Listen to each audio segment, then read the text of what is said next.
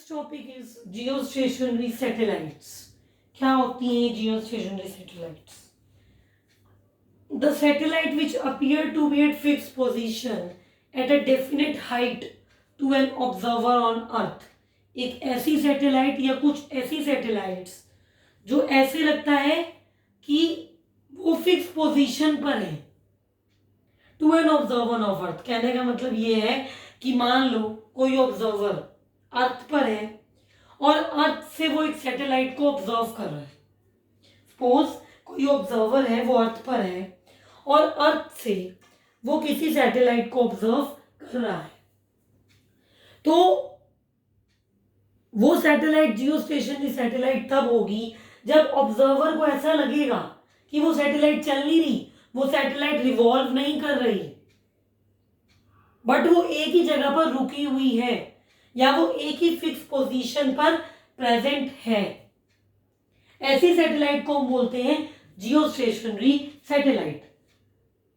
ठीक है, ऐसा होता क्यों है भाई? कभी किसी ने सोचा हो कि ऐसे कैसे हो सकता है भाई, सैटेलाइट रुकी हुई है? भाई हम तो कहते हैं सैटेलाइट एक ऐसी बॉडी है जो एक फिक्स्ड ऑर्बिट में कॉन्टिन्यूसली रिवॉल्व करती है। हम तो ये कहते हैं कि सैटेलाइट एक ऐसी बॉडी है जो एक फिक्स्ड ऑर्बिट में कॉन्टिन्यूसली रिवॉल्व करती है। तो जब एक ऑब्जर्वर उसको अर्थ से देख रहा है तो उसको क्यों लग रहा है कि वो रुकी हुई है? द रीजन बीइंग कि जियोस्टेशनरी सैटेलाइट्स, ध्यान से सुनना, जियोस्टेशनरी सैटेलाइट्स ऐसी सैटेलाइट्स होती हैं जो सेम एंगुलर स्पीड से सेम डायरेक्शन में, जैसे कि अर्थ रिवॉल्व कर रही है वैसे ही रिवॉल्व करती हैं। जो सेम एंगुलर स्पीड में सेम डायरेक्शन में, जैसे कि अर्थ रिवॉल्व करती है अपने एक्सिस के अलोंग, वैसे ही रिवॉल्व कर रही हैं। इसीलिए जब कोई ऑब्जर्वर उन्हें ऑब्जर्व करता है अर्थ से तो उसको ऐसा लगता है कि वो एक फिक्स पोजीशन पर प्रेजेंट है, बट ऐसा नहीं होता क्योंकि वो सैटेलाइट सेम स्पीड से, सेम एंगुलर स्पीड से मूव कर रही हैं as earth. Therefore the speed of such satellite, यानी कि the speed of geostationary satellites relative to earth is 0. The speed of such satellites relative to earth is 0. जो इन satellite का time period है, जो इन जियोस्टेशनरी सैटेलाइट का time period होता है वो 24 आवर्स का है भाई। The time period of geostationary satellite is of 24 hours. अब हम लोग कैलकुलेट करते हैं कि ये कितनी हाइट पर प्रेजेंट होंगी। We shall calculate over here the height to which they are present, कि वो कितनी हाइट पर प्रेजेंट होंगी। ऐसी सैटेलाइट्स कितनी हाइट पर प्रेजेंट होंगी। हाइट का फॉर्मूला निकलाया था मैंने भी, यही आया था।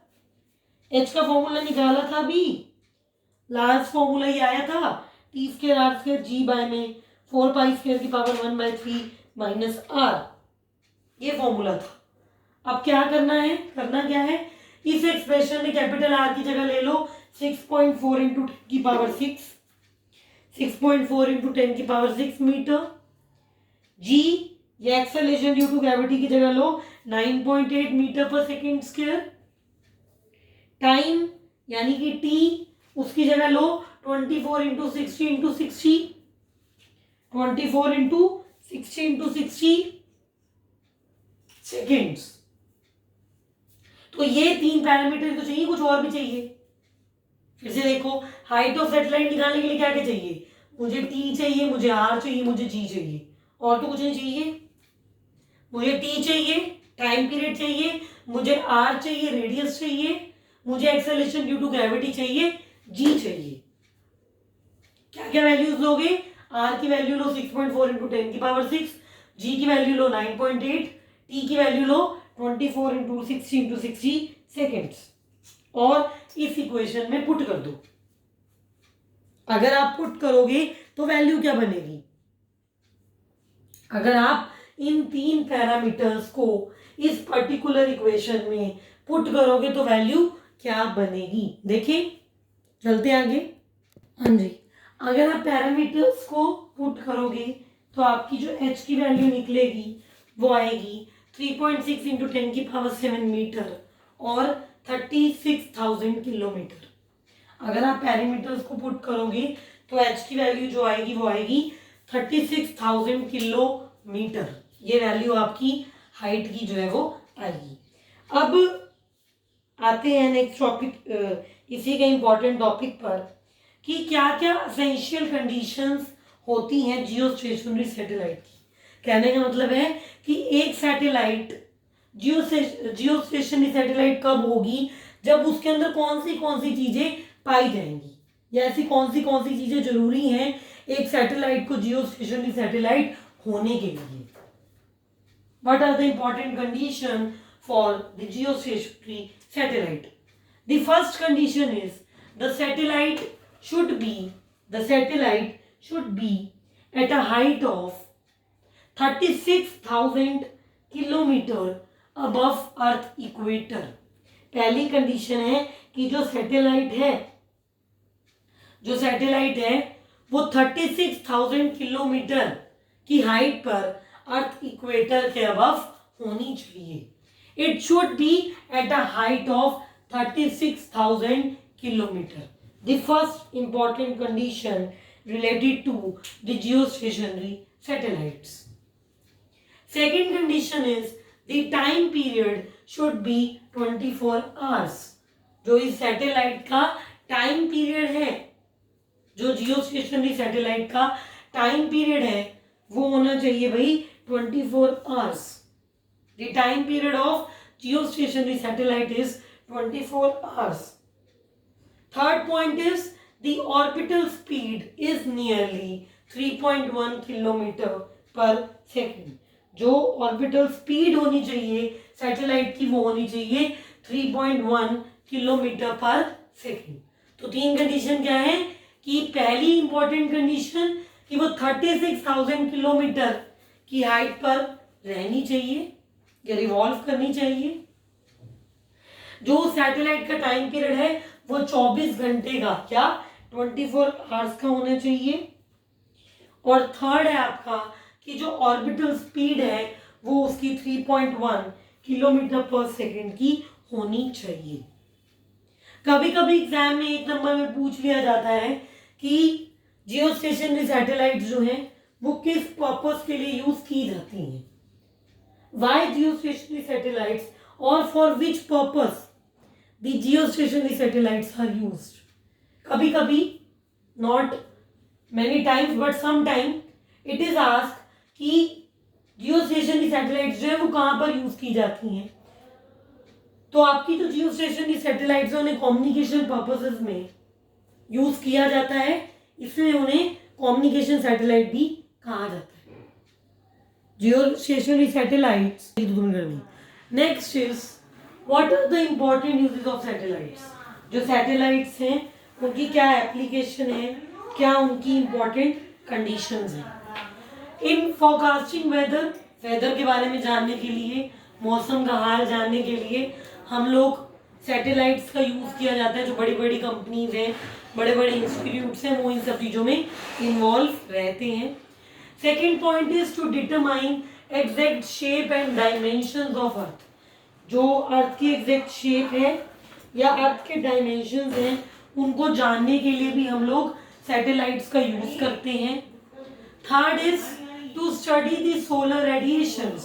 सोलर रेडिएशंस को स्टडी करने के लिए, हीट रेडिएशंस को स्टडी करने के लिए भी सैटेलाइट्स का यूज किया जाता है। And the last point is for the purpose of communication.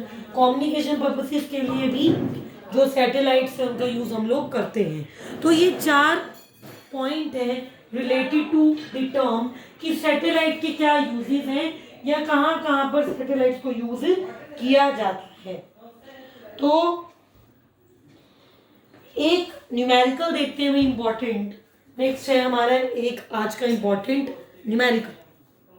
Now the question is the gravitational force between a mass m, दो मास है हमारे पास, एक स्मॉल m एक capital m, which are separated by a distance is f.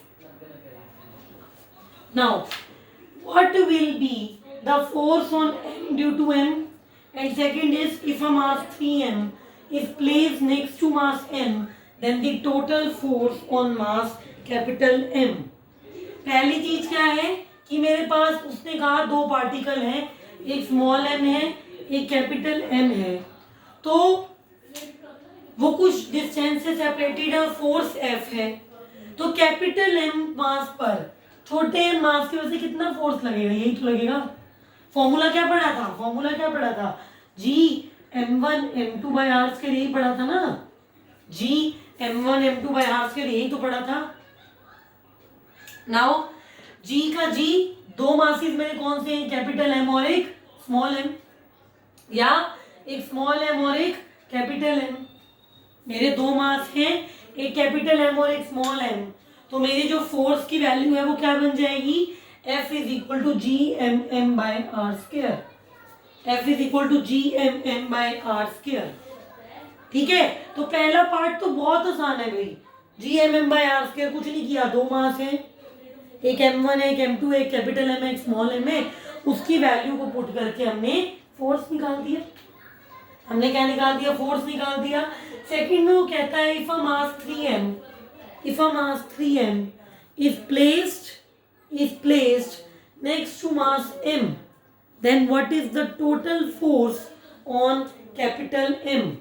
M जो मास था उससे ज्यादा में एक 3m मास और रख दिया, टोटल मास कितना हो गया, m प्लस 3m कितना होता है, m प्लस 3m कितना होता है, 4m होता है ना, m प्लस 3m कितना होता है, 4m होता है, तो कुछ नहीं करना, gm into 4m by R square, यानी कि 4gmm बाय आर स्क्वायर, ये फोर्स आ गया। अगर एक मास m के साथ मैंने एक मास 3m रख दिया तो ये फोर्स आ गया।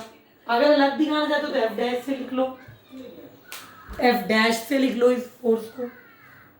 सो this is a very simple numerical, a very simple question related to the gravitational force, और एग्जाम में कुछ सिंपल क्वेश्चन नो डाउट पूछे जाते हैं। So in the today video we have studied the geostationary satellites, and with this we have studied the uses of geostationary satellites, the important conditions of geostationary satellites, and the uses of satellites। कि geostationary satellite के लिए भी हमने एक use पढ़ा, और जो satellite जो है, जर्नल सैटेलाइट जो हैं, उनके क्या यूजेस है वो भी हम लोगों ने पढ़े, और इस न्यूमेरिकल की बात भी हम लोगों ने की। So with this, be regular with videos, don't waste your time, study hard, thank you। Videos regularly देखिए, रेगुलरली पढ़िए, और अपना टाइम वेस्ट मत कीजिए, जो कि मैं तुम्हें शुरू से कहती आई हूँ। Okay, we will continue the next topic from the next video. Thank you.